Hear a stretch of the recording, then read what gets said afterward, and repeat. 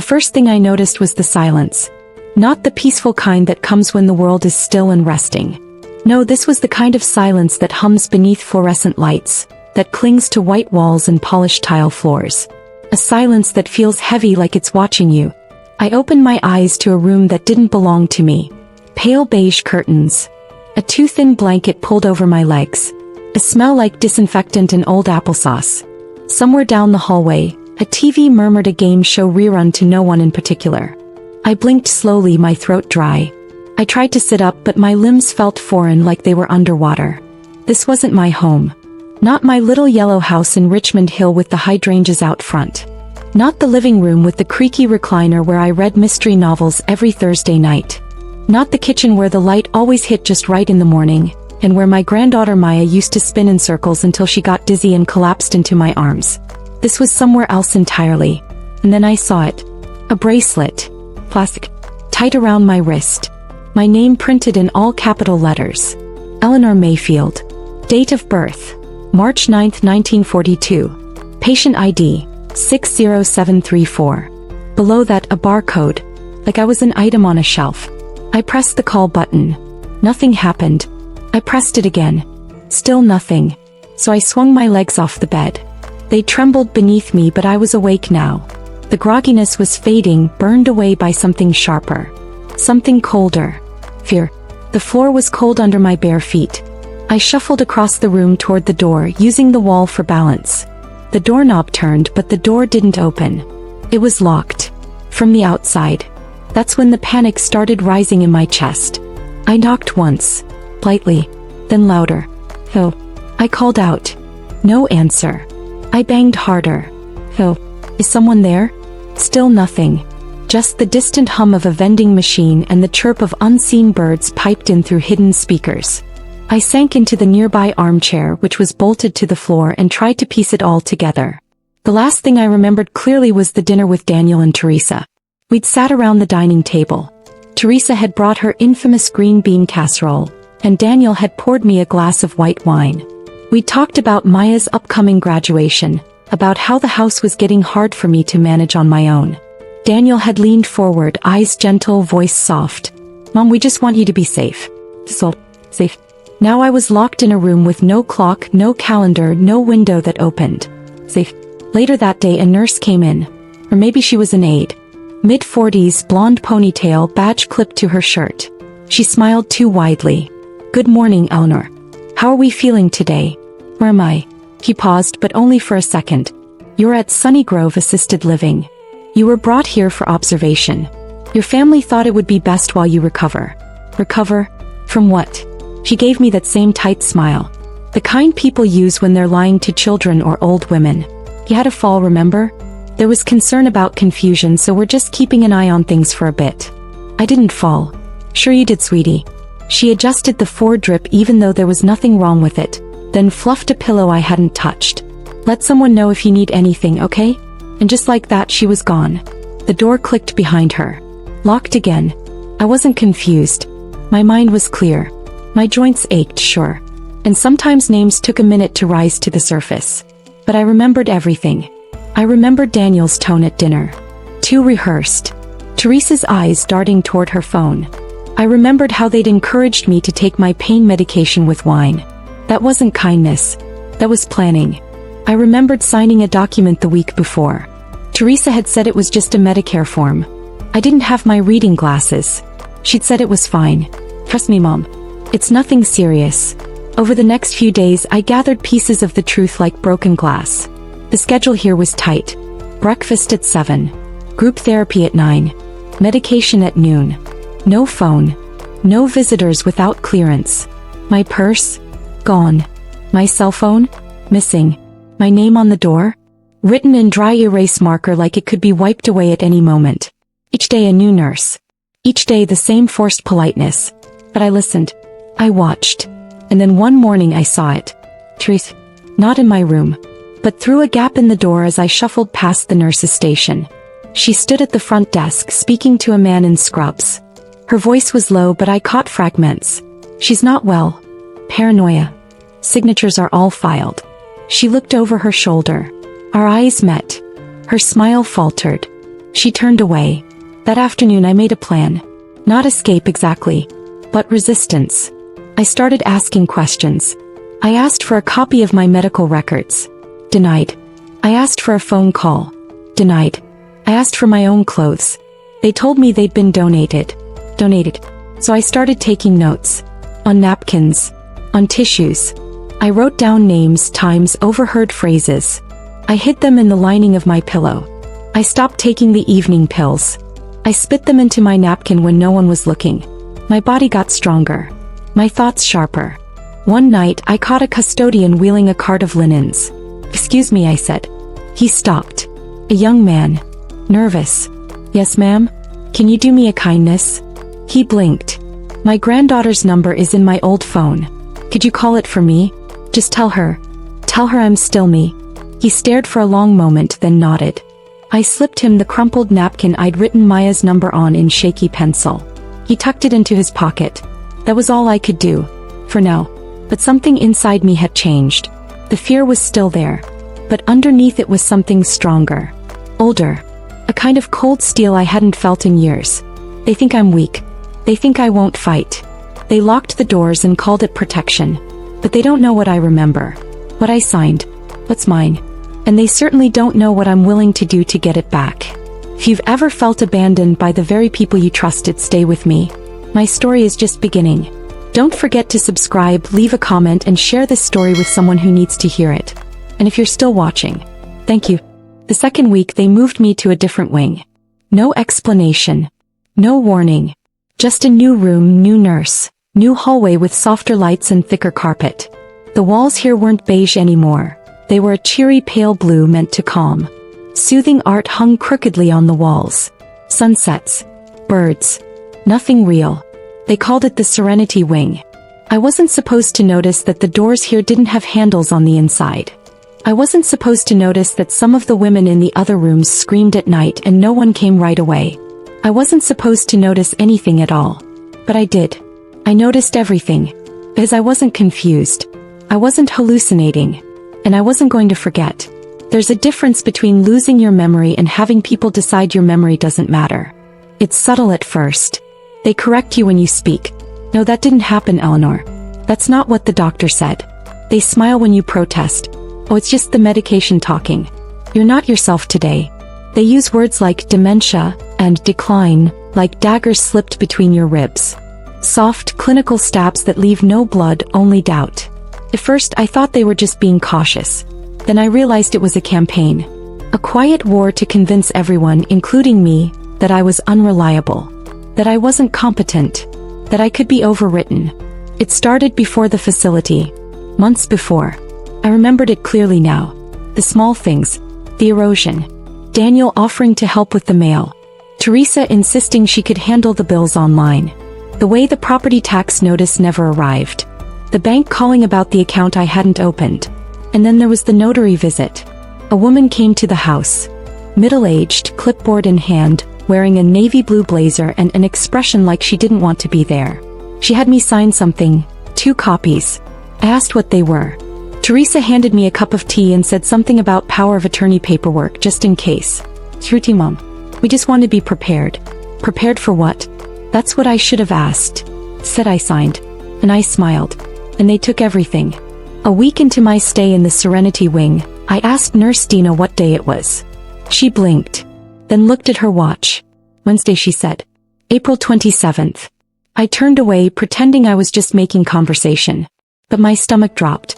Because I remembered something else now. April 27th. The date on the envelope. The envelope I'd seen in Daniel's office last year, sitting on top of a manila folder labeled, Trustee Transfer Mayfield. It had been a mistake. I'd brought him lunch and caught him off guard. He'd fumbled to cover it. Said it was work-related. Now I knew better. That folder had my name on it. And April 27th was the date they were planning to make it official. I wasn't supposed to remember that either. But I did. Later that evening, a familiar voice echoed down the hallway. It was muffled, but I recognized it immediately. Maya. My Maya. My granddaughter, the only one who ever saw me not as a burden but as her compass. I leapt to the door and knocked. No, pounded. Maya. Maya, is that you? The hallway fell silent. Then I heard shuffling footsteps, a quick breath. Grandma. I pressed my ear to the door. I'm in here, baby. I'm in here. More footsteps. And then Nurse Dina's voice. Firm, sugary. You can't go in there right now, sweetie. She's resting. No, she's not. I just heard her. He's talking. Maya's voice was shaking. There's been some confusion lately, the nurse said. A few hallucinations. It's best we don't. You're lying, Maya snapped. I've worked in a hospital. I know when someone's being sedated. I know when someone's being locked in. And then silence again. The soft click of retreating shoes. I waited. I prayed. 5 minutes passed. 10. And then, a slip of paper slid under the door. I snatched it up with trembling hands. It was written in blue ink, hurried and crooked. I'm going to find out everything. I promise. Hang on. I love you, Maya. That night I didn't sleep. Because now I had hope. And hope is dangerous in places like this. Hope makes you bold. The next morning I asked for a visitor's log. The nurse frowned. Only authorized family can access that, she said. I leaned in. I'm authorized. This is my name on the deed. This is my name on the retirement accounts. And this is still my life. She blinked like I'd slapped her. Then she walked away without another word. I waited for Maya every day after that. 2 days passed. Then 3. No sign. But then on the 4th morning an envelope appeared on my breakfast tray. Inside a photo. A screenshot of an email. Sent from Teresa to Daniel. Subject: Final Steps Property Transfer. The message was short. All documents filed. Facility staff has her listed as non-competent. Once 90 days pass, we can initiate the asset reallocation without a public filing. No paper trail. Keep her off the visitor list just to be safe. It was dated 2 weeks ago. 2 weeks. Before they even brought me here. I wasn't supposed to see that. I wasn't supposed to understand it. I wasn't supposed to remember what I signed or who I used to be. But I did. And now I had proof. Maya was working from the outside. And I would fight from the inside.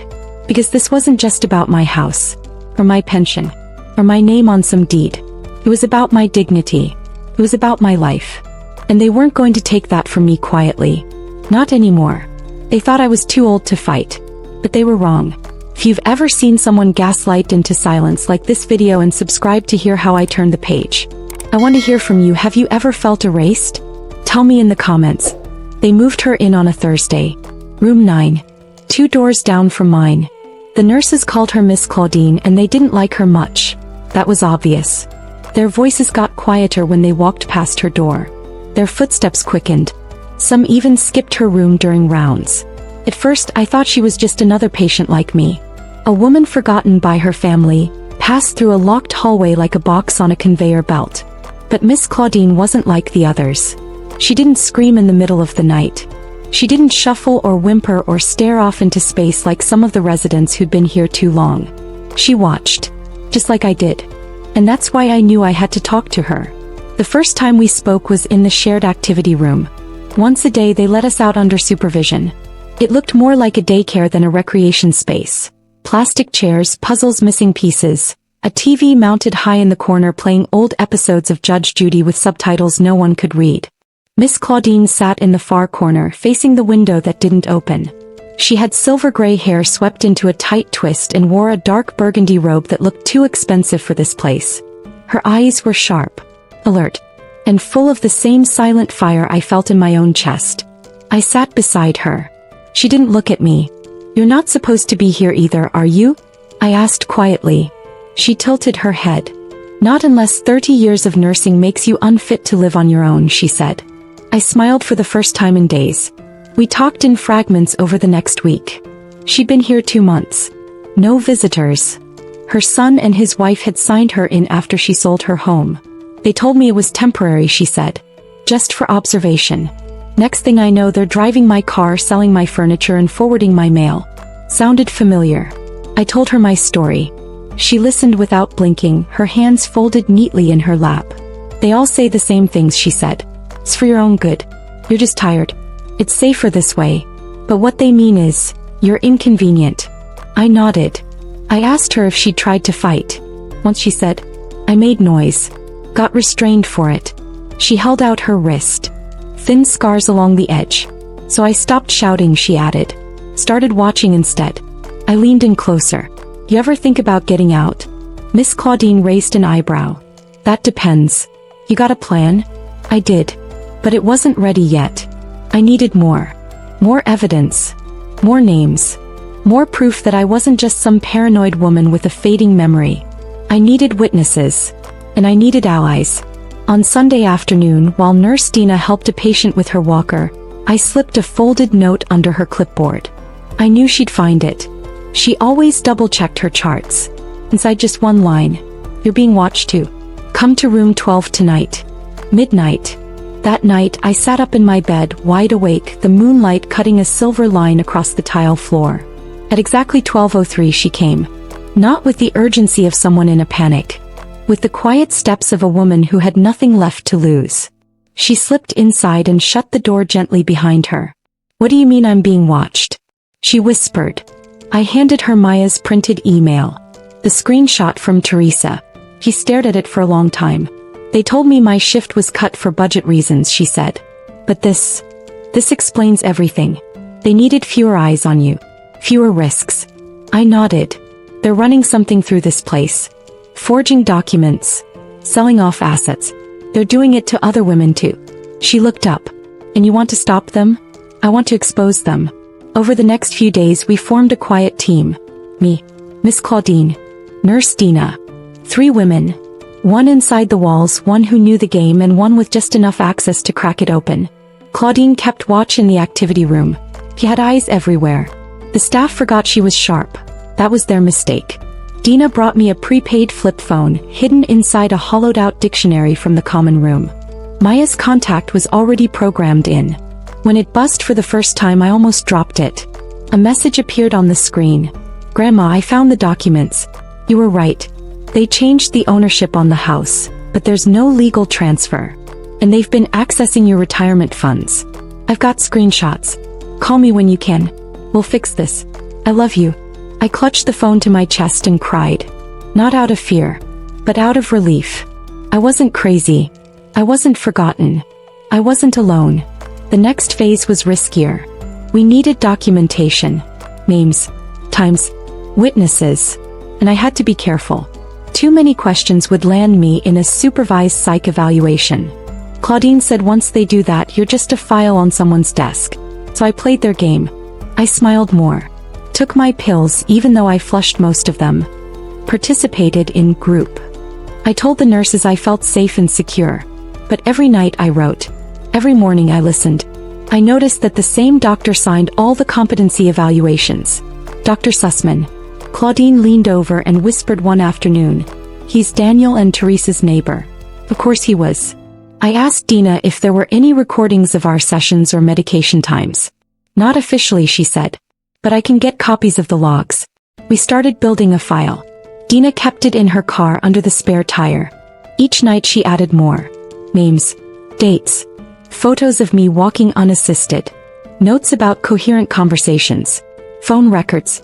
Evidence that I was not confused, not forgetful, not incompetent. Just betrayed. One night I asked Claudine a question that had been burning inside me for weeks. Do you think they'll ever feel guilty? She exhaled slowly. Guilt isn't the problem, Eleanor. Entitlement is. They think they deserve what we built. And they can't imagine a world where we don't just step aside and hand it over. I let her words sit. Then I smiled. Let them imagine something else, I said. Like what? Like us stepping back in. As I was done surviving. It was time to return. Not with noise. Proof. And a storm of silence they wouldn't see coming. The moment I realized I still had power was the moment everything changed. It didn't come in a scream or a fist slammed on a table. It came in silence. In the soft, steady heartbeat of a woman who had been underestimated for far too long. And in the fine print. Because that's what they forgot about me. I wasn't just Eleanor Mayfield, widow, retired school librarian, doting grandmother. I was Eleanor Mayfield, woman who spent 30 years reading the fine print. Insurance policies. Loan documents. City records. Legal clauses buried under pages of fluff. They thought I wouldn't know where to look.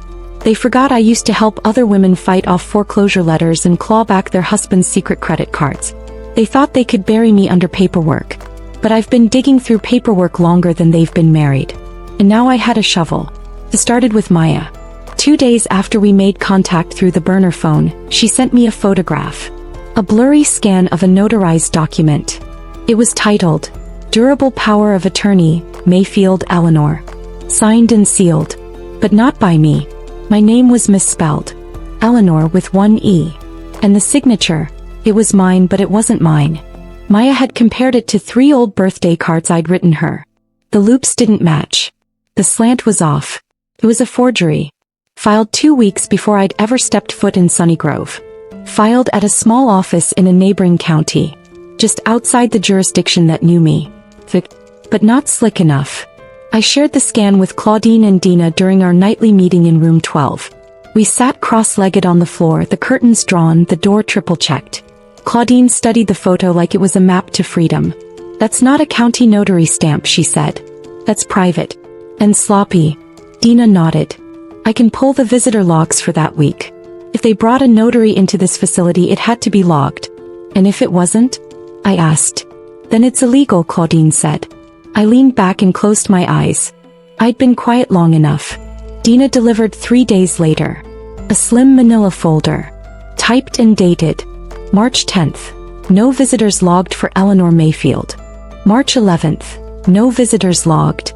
March 12th. Nurse Supervisor Teresa Mayfield visited on family status. That was it. No notary. No attorney. No medical reviewer.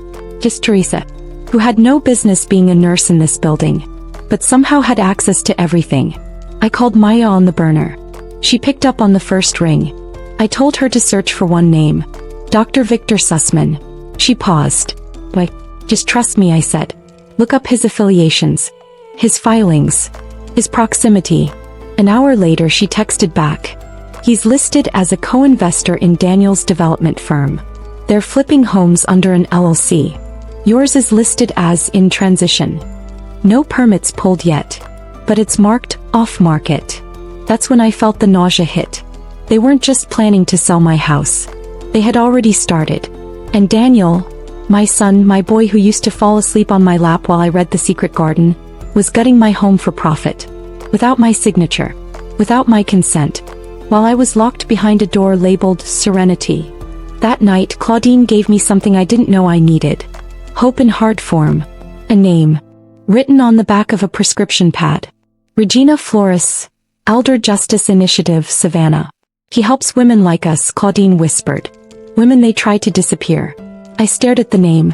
You've worked with her before? No, she said. But I watched what happened when she showed up to a facility like this last year. What happened? The director resigned. The daughter got indicted. And the mother went home. We made a plan. Dina agreed to call Regina from her personal cell on her break from the back stairwell where the cameras didn't reach. She would keep it vague. Just enough to flag interest. Regina called back within 6 hours. He was coming. Not tomorrow. Not next week. He was already on the road. The morning Regina arrived, the energy in the facility shifted. It was like the air got heavier and no one knew why. She wore a gray blazer. Minimal makeup. Leather notebook in hand. No entourage. Just a badge and a stare that cut through concrete. She asked to speak with me. They told her I was unavailable. She didn't raise her voice. She just placed the folder on the desk. Inside was a court order. Emergency review of legal competency. Full audit of patient intake procedures. And a sealed statement from my granddaughter. The director paled. Within 20 minutes I was summoned to a private room. The door, for once, was unlocked. Regina looked me in the eye and said the words I had been waiting weeks to hear. Mrs. Mayfield, do you still want to fight? I took a breath. No, I want to win. She smiled. Then let's begin. That afternoon a mobile notary met us in the room. I signed a sworn affidavit. I recounted everything, from the dinner table conversation to the fake signature, from the forged documents to the silence in the Serenity wing. Regina had brought an audio recorder, 2 witnesses, and a printout of my original deed from the county clerk's office. There was no record of a transfer. Because there hadn't been one. Just an illusion of one. Backed by pressure. Fueled by fraud. By sunset I was no longer a patient. I was a plaintiff. And Daniel and Teresa were about to learn that the woman they thought they'd locked away wasn't just awake. She was angry. And she had proof. Took exactly 3 days. 3 days between my affidavits being signed and the first official letter landing on their doorstep. 3 days of silence that I imagined crackled like a storm building over water. Invisible from a distance, but undeniable to anyone with a nose for pressure. Daniel received his at work. Teresa got hers at home. Both were sent via certified courier. The kind that requires a signature. The kind you can't ignore. Inside each envelope were 4 things. 1. A cease and desist notice, halting any action related to my estate, property, accounts, or health care. 2. A notice of pending civil litigation, filed in my name with full legal backing and witness testimony. 3. A letter of revocation, nullifying any power of attorney, medical proxy, or financial control they had forged. 4. And lastly, a letter from me. Handwritten. 4 lines. You did not break me. You miscalculated me. And you will not outlive this quietly. Regina told me not to expect immediate retaliation. People like Daniel and Teresa, she said, don't attack head-on. They pivot, reframe. They start painting themselves as the victim before you even finish your sentence. He was right, because the next day Daniel called me. For the first time in weeks. His number lit up the borrowed burner phone in a quiet cafe downtown where Regina and I were reviewing case documents. I stared at the screen. Regina didn't say a word. I answered. Mommy said. His voice was quiet, tentative. I said nothing. I got your letter. So I said nothing. I think there's been a huge misunderstanding, he continued. Things got out of hand. We didn't mean for. You committed fraud, I said calmly. You locked me away. You forged my name. You lied to your daughter. And you lied to yourself. He was quiet on the other end. Then came the weakest string of words I'd ever heard him say. I didn't know what else to do. There was not an apology, not accountability, just cowardice. I ended the call. Not with anger. Not with screaming. Just a quiet breath and a firm tap on the red button. The next call came 2 hours later. Teresa, she didn't waste time. You had no right to bring in lawyers, she snapped. We were just trying to protect you. You're not well, Eleanor. You haven't been well for a long time. I blinked. Then held the phone out to Regina, who had been listening. She pressed the record button. I brought the phone back to my ear. Tell me what you forged, Teresa. Excuse me? The documents. The emails. The false log entries. Tell me what you changed and who helped you. She paused. I don't know what you're talking about. Then hung up. That recording went into the case file. So did the next thing that happened. A letter. Slid under Regina's office door. No stamp. No return address. Inside, a typed note. You need to stop. You're old. Let go. This doesn't end well for you. But I'd seen that font before. Teresa's office memos used the same one.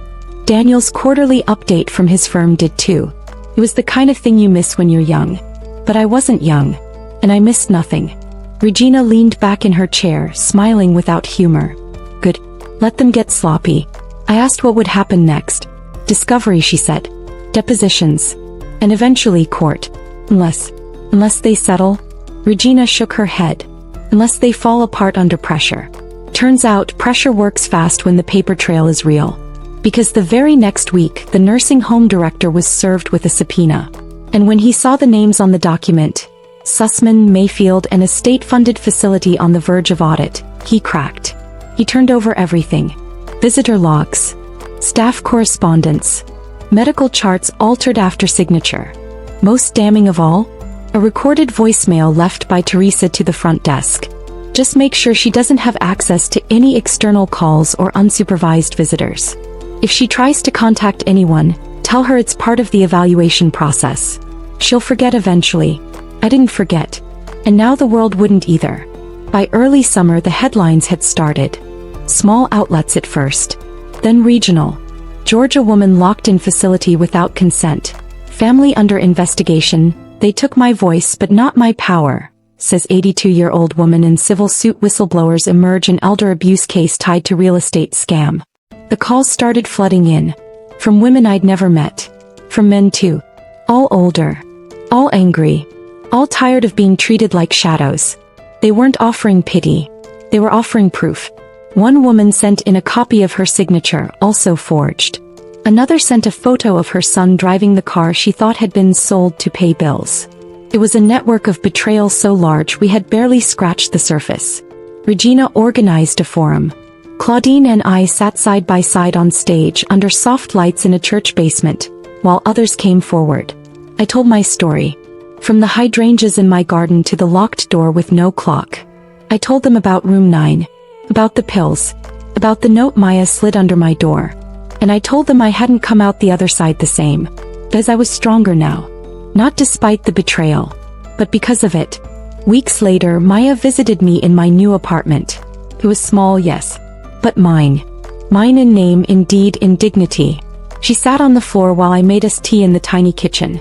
"Grandma," she said softly, "do you think he ever loved you?" I didn't answer right away. I thought of Daniel, his toddler giggles, his skin knees, the way he once begged me not to leave him alone at preschool. Then I thought of Daniel, the man who let his wife drug me, who signed papers he didn't read, who chose ease over honor. "I loved him," I said. "That's enough." She didn't press me further. He didn't have to. I keep the letters now. All of them. In a box on the bookshelf. Next to my tea tins and my crossword puzzles. Sometimes I open them and read the threats. The lies. The accusations. Not to scare myself, but to remind myself that survival is not always loud. Sometimes it's quiet. Sometimes it sits at a kitchen table with bruised knees and a clear voice. And sometimes it files the paperwork that changes everything. I hadn't seen it in over 4 months. The porch with its peeling blue paint.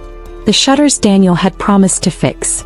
The faded ceramic sign beside the door that still read, "Welcome to the Mayfields, established in 1972. My house. Or rather, the house they thought I wouldn't fight for. I stood at the edge of the driveway, the summer air thick with heat and memory. Maya was beside me, keys in hand, eyes locked on the door like it might bite. We both knew it wouldn't feel like home anymore. But we also knew that walking away from it without seeing it one last time would feel like surrender. And I was long past the days of surrender. Inside it was worse than I'd imagined. The walls had been repainted in the kind of sterile gray that screams new listing. The curtains were gone. My books, gone. The lamp Arthur had fixed 3 times because I refused to throw it out. Replaced by some plastic modern thing that still had a store tag hanging from the cord. Even the smell was different. Gone was the scent of cedar and old rose potpourri. In its place, paint, lemon cleaner, and a trace of something that didn't belong. Perfume. Something expensive. Something not mine. Maya wandered into the kitchen and gasped. "They gutted it," she said. I followed. The counters were new, quartz, just like the brochure I once saw Chloe waving at Daniel in that townhouse window. The oak cabinets were gone.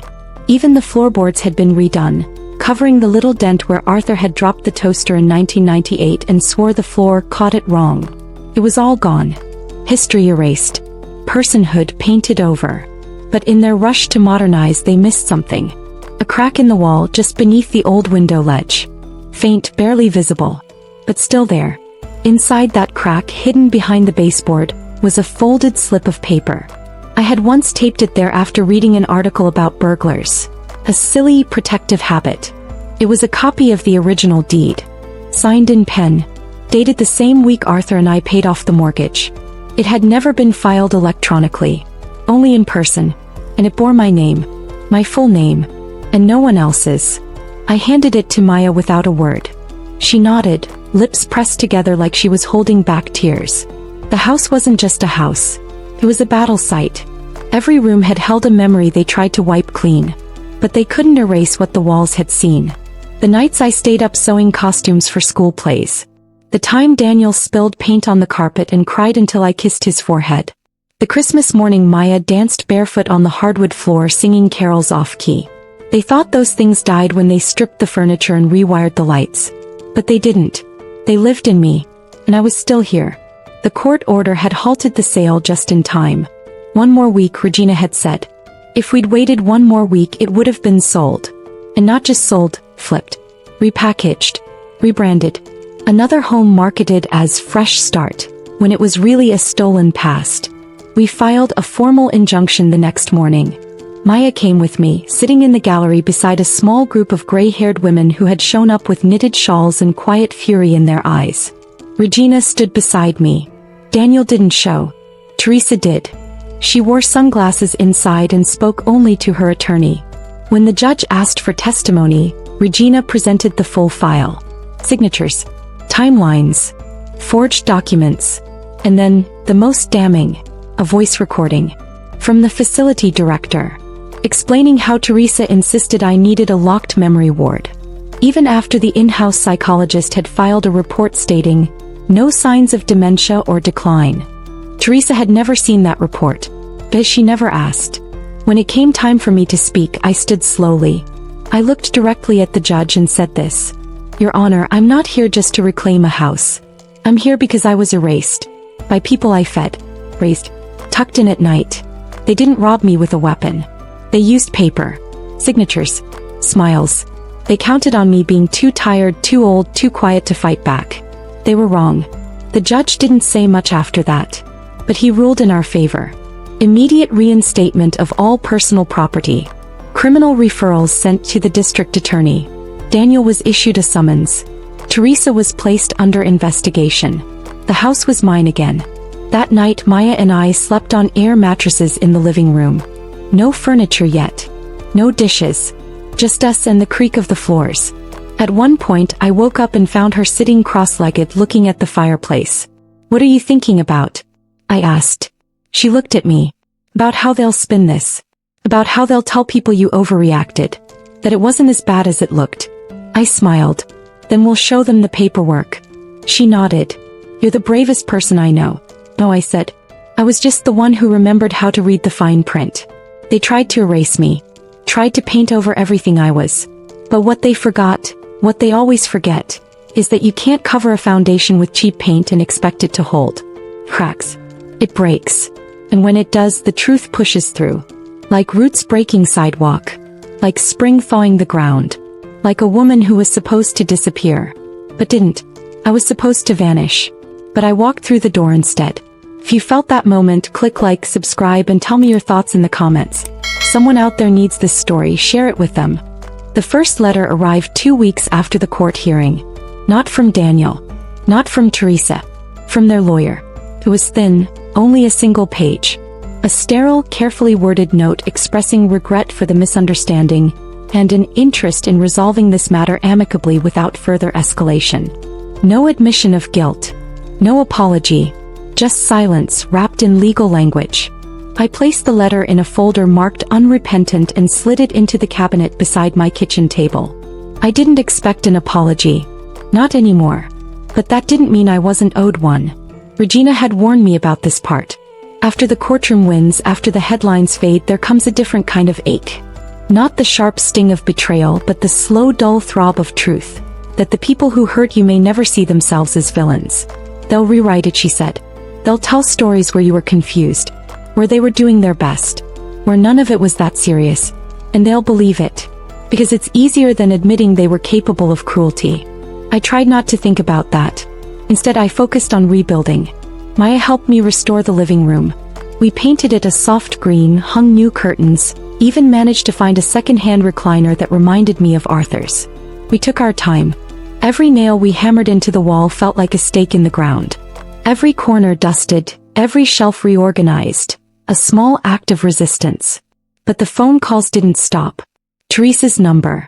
Then Daniel's. I didn't answer. Because I had nothing to say to people who saw my suffering as inconvenience. Until one day Maya answered for me. She stood in the hallway, phone pressed to her ear, jaw set tight. No, she said. You don't get to bypass the consequences because it's uncomfortable. Then a pause. No, I'm not being dramatic. I watched her fight for her name while you tried to erase it. Another pause. She's not your problem to solve anymore. She's her own woman. Always has been. Then she hung up. And I saw it. The tears in her eyes. The strength in her voice. The love I had planted blooming into steel. Later that week, Maya asked if I wanted to see Daniel. He'd reached out again through a mutual contact. Said he wanted to meet. Said he wanted to explain. I told her I'd think about it. And I did. For 3 full days I sat with it. Not just the possibility of seeing him, but of hearing his voice and not feeling that quiet warmth I used to feel when he walked through the door with a crooked grin and 2 cups of coffee from the gas station because he liked the cheap kind best. But that warmth was gone now, replaced by something colder. Not hate, not even rage, just the kind of grief that settles when you realize someone you love isn't lost. They just chose a road you can't follow. I agreed to meet him, on one condition: public place, neutral ground, and no Teresa. He agreed. We met at a diner 2 towns over. He arrived before me, hair grayer than I remembered, face thinner, a nervous shake in his knee under the table. He stood when I walked in, didn't try to hug me. I sat. He opened his mouth, but I raised a hand. You don't get to start. He closed it. I looked him in the eye. What do you want, Daniel? He swallowed hard. I wanted to say sorry. No, I said. You wanted to feel sorry. That's different. He looked away. I was scared, he said. I didn't know how to say no to her. I didn't know how to grow a spine. He winced. I made mistakes, he said quietly. You made decisions I corrected. Repeated ones. Legal ones. Ones that nearly cost me my name. He looked like he might cry. But I didn't soften. You didn't try to understand, I said. You didn't ask questions. He just handed me over. And worse, you let her teach you how to sleep at night. He nodded. I'm not asking you to forgive me. Good, I said. Because I'm not offering it. We sat in silence for a while. Then he reached into his coat pocket and slid something across the table. It was a photograph. Me, holding Daniel as a baby in front of the house. The corner was frayed. My thumb was bent over the edge of the picture. I remember the moment.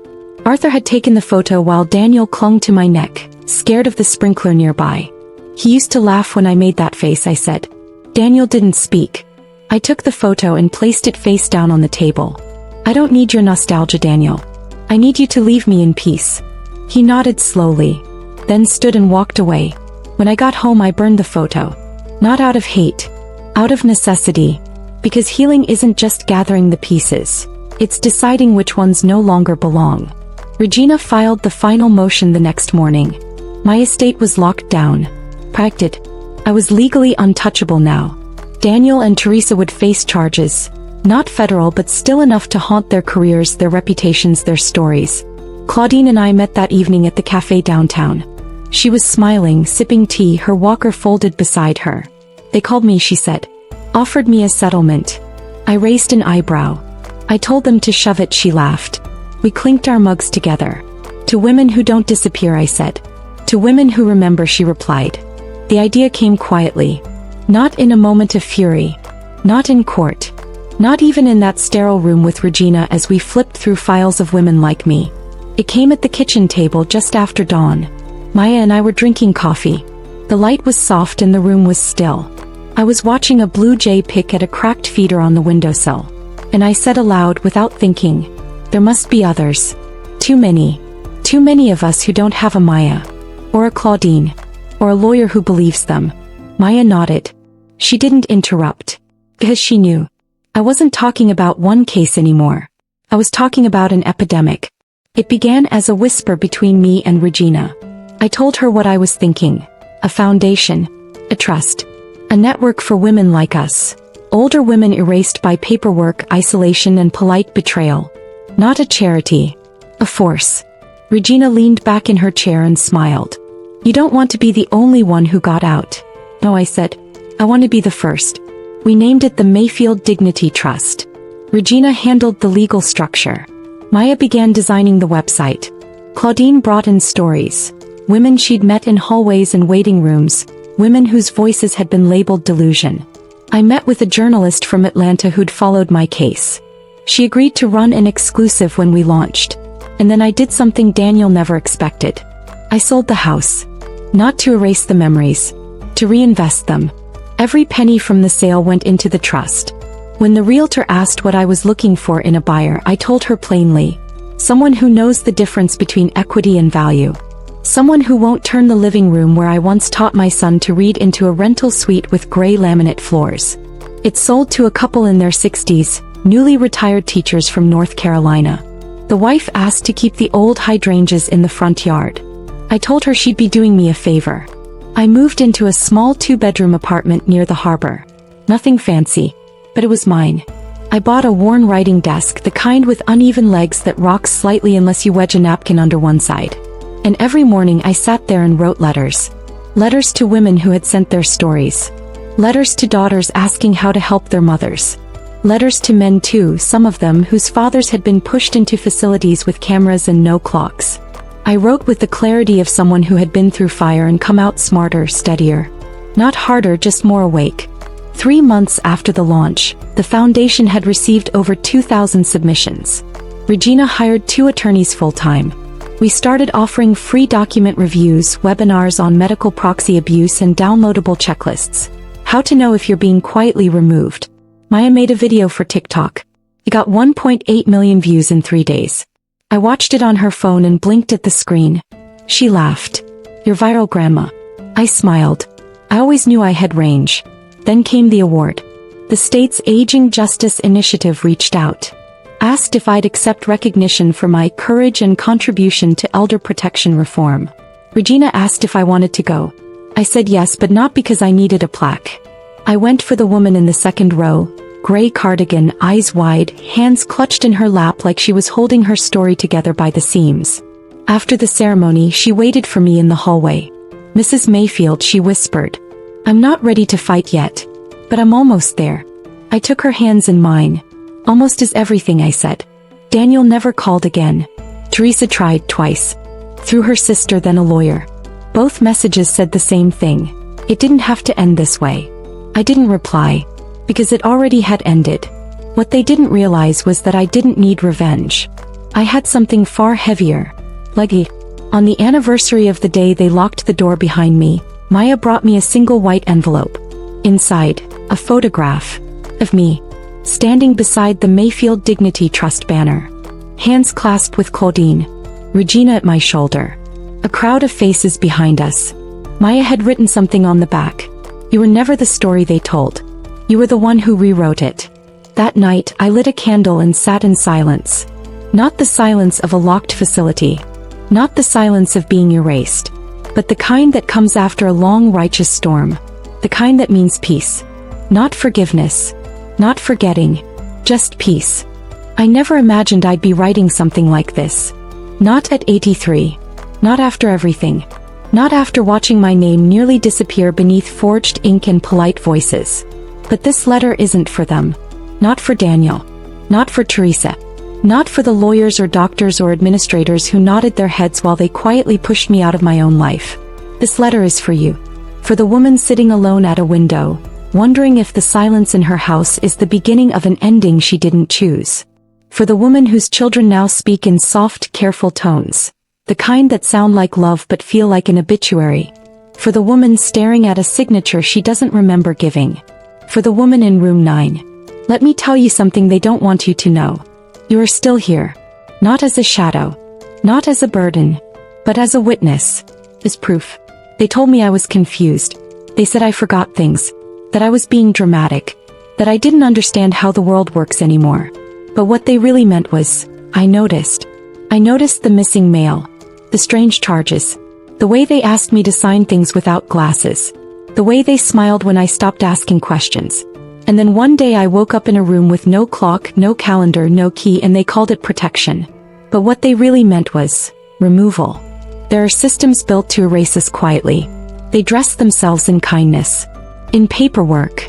In soft tones and clean forms, in family meetings where your voice isn't needed. But if you listen hard, truly listen, you'll hear it. The click of a lock behind your back. The sealing of a door you thought would always be open. You may be scared. You may feel foolish. You may even love the people who are doing this to you. That doesn't make it okay. And it doesn't mean you have to disappear. Because disappearing isn't something that happens all at once.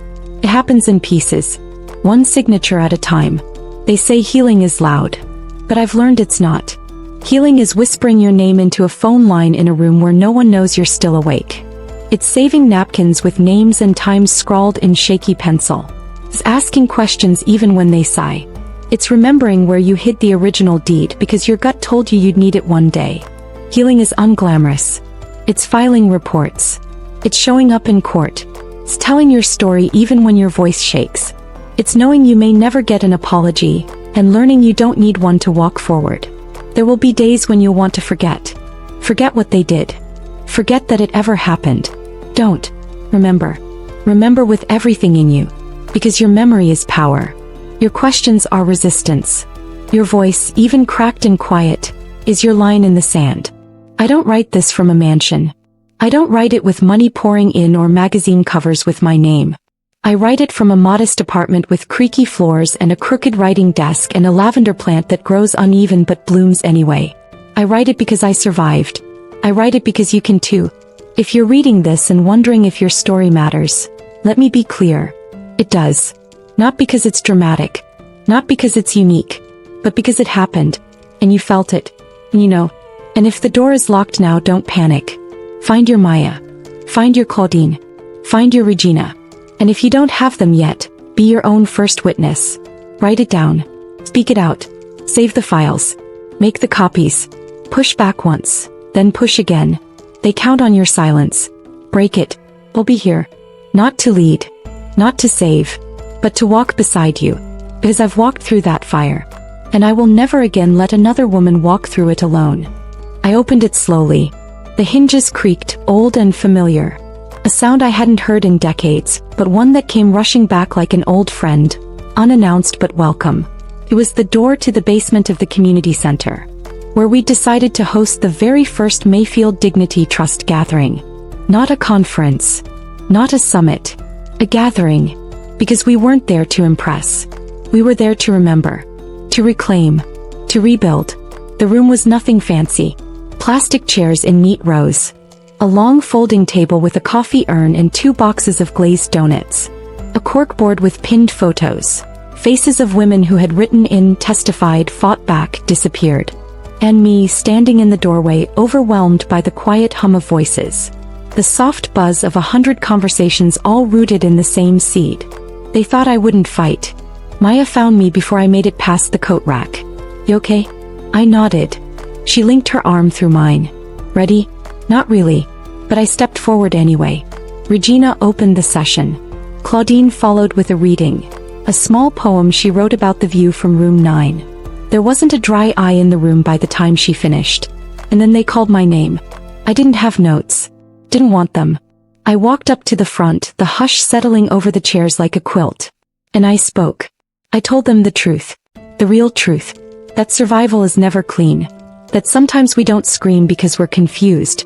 But because we've been unheard for so long, we don't remember how to speak softly. That there's no shame in being tricked. Only in staying quiet when we discover we were.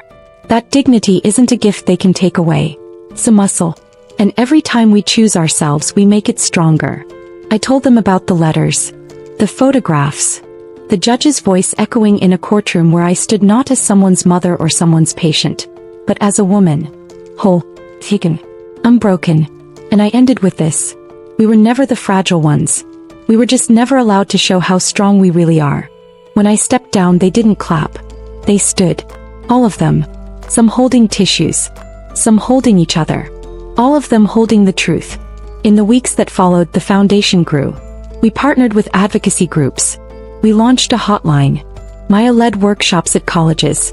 Regina trained attorneys to spot the signs. Women began coming forward by the hundreds. Some from homes like mine. Some from facilities I'd never heard of. All of them tired. All of them ready. And when the national media finally called, I didn't go on TV to be a victim. I went to be a beginning. And then, one day I stopped fighting. Not because I gave up. Because I had done what I came to do. I had passed the torch. And now I could breathe. I moved into a quieter place. A small home with a porch just big enough for 2 chairs and a potted fern. Maya visits every weekend. Sometimes Claudine brings lemon cake. Regina still calls. Always with new names. New women. New battles. I listen. I offer advice. But I don't carry it all anymore. Because I know, for the first time in my life, I'm not alone. One morning I received a package in the mail. No return address. Inside, a copy of the forged document Teresa had filed. My fake signature enlarged, highlighted. And a note in Maya's handwriting. You signed away nothing. But you claimed everything. I keep it in a frame now. On the wall above my desk, next to a photograph of the very first gathering.